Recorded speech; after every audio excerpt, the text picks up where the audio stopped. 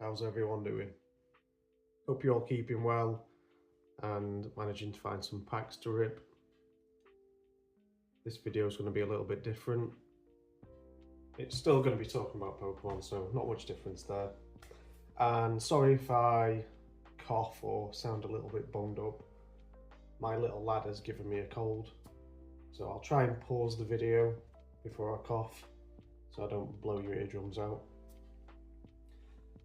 So, a little bit of a different video. Thought try and chat about something else, not repeat what everyone else is saying on YouTube at the minute. I will have a little dive into the market and see what's going on.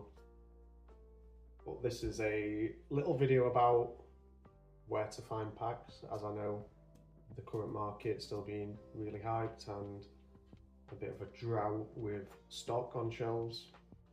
With my experience of, going to hunt around to have a look, and I've had a little scout today, and just share what I managed to find. Paused you there, save your eardrums.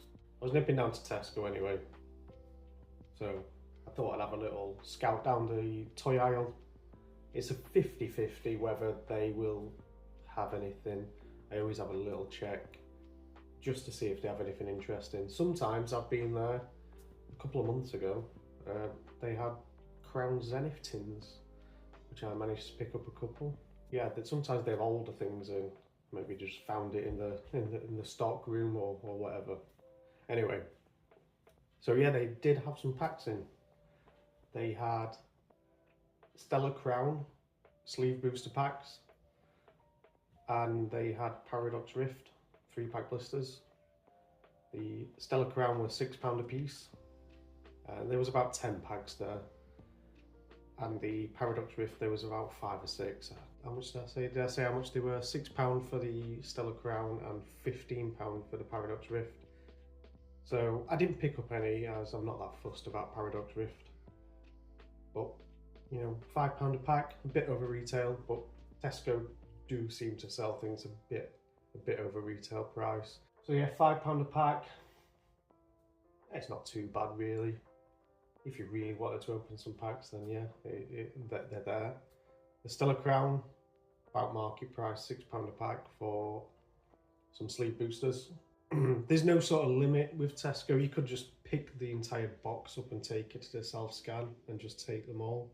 They're just left on the shelf. So I thought on the way home, about a 5-6 mile radius I did of where I live.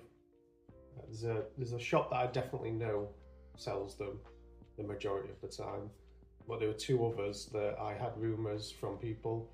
The next one was a Morrison's Daily, a little supermarket, and they did have 2 sets in. They had Scarlet and Violet base and Phantasmal Flames. There was a limit, 3 packs per customer, and they were £4.99, so £1 over retail. I didn't pick any of these up, I just left them. Bought a Terry's Chocolate Orange instead. It is the season for Terry's Chocolate Orange. Give me a like or a comment if you like Terry's Chocolate Orange. So the next shop was a Spar, same as the Morrison's, a little supermarket.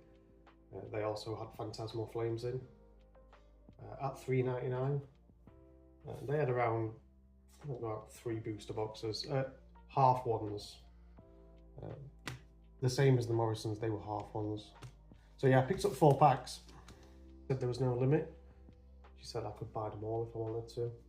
I didn't do that. I just bought a few to open. I'll probably make a short of opening more, but as you saw in the last video, me and my mate, we had 30 packs of Phantasmal to open, and we opened them and we pulled the Charizard chase card. I don't know how hard or easy it is to pull that card, but my sample size, I've opened 10 packs, and then we opened 30, so that's 40 packs, and we pulled the Meowth, the Charizard, quite a few full arts and EXs, Seems like you get a hit every third pack. So I don't think the pull rates are that difficult for Phantasmal. That's going to have an effect on the single prices. That Charizard's about £450, £500 as a few days ago. It is the 19th of November right now. I expect that will come down to 300, maybe even less. This video might be a bit behind the current market. As I said, it's been recorded on the 19th of November, but I probably won't publish it until this weekend, as I like to space the videos out. I've just got some free time at the minute, so I get a chance to make some videos. So yeah, that was Spa that had them. The next one is where I definitely know that they have them, and that's the local petrol station. They always have half booster boxes in, so I nipped there and lo and behold, they had packs in. They had Stellar Crown, Twilight Masquerade and Phantasmal, all half booster boxes, and they will sell you sealed half booster boxes, as I've bought sealed boxes from there before. I didn't pick any up. I'm holding back on buying much. The only things that I'm buying are for me to open. I'm not. The last big orders I had were a couple of weeks ago with the pre-orders for Phantasmal and the older packs that I bought. I'm having about a month off of buying anything significant. I'm just saving some money as I've got the card show in December at Derby. If you're struggling to find anything, maybe your area's got a bit of a drought, or just check local news agents. They always seem to have these half booster boxes in. It's worth a shot. So let's have a little talk about secondary market. eBay, more of a pullback happening, what I've noticed. I'll bring up some recent solds. Some sets have pulled down to basically retail price. Paradox Rift, I saw a box for 146, basically retail. There's quite a few listed around 150. Stellar Crown, that's pulled back to under 200. Paldea Evolved and Destined Rivals, Surging Sparks, they're kind of holding their own at the minute as they're sort of the top booster box sets of the era. There's been a slight pullback on them, but I don't think they'll drop significantly unless loads of stock gets dumped on the market. Depends if Pokémon churn out loads of packs and demand falls off again, it will even more. It's like the perfect combination to reduce all the prices. There's more opportunity to buy in. Overall, it's better for the hobby. Older things that are way out of print, they can do what they want. They're out of print. They're more scarce.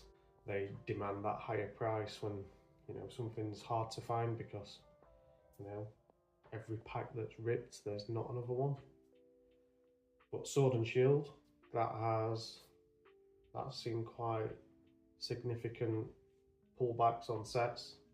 Brilliant Stars below 350, Silver Tempest below 350.